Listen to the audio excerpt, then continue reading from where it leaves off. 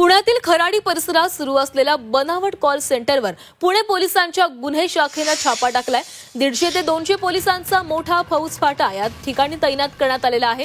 Kharadi मुढवा bypass रस्त्यावर pride icon नावाच्या इमारतीमध्ये हे कॉल सेंटर चालवलं जात होतं। अमेरिकेतील नागरिकांची फसवणूक करणारे हे मोठं रॅकेट इथं उघडकीस आलेलं आहे। आतापर्यंत इथं काय कारवाई करण्यात आलेली आहे पाहूया।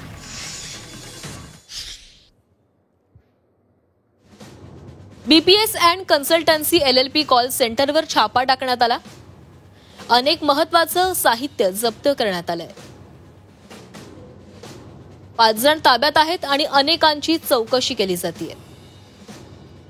अमेरिकन नागरिकांची डिजिटल अरेस्टच्या नावानं फसवणूक केली जायची। 41 मोबाईल आणि 61 लॅपटॉप्स जप्त करण्यात आले। लॅपटॉपमधील अनेक महत्त्वाचा डेटाही हस्तगत करण्यात आलाय।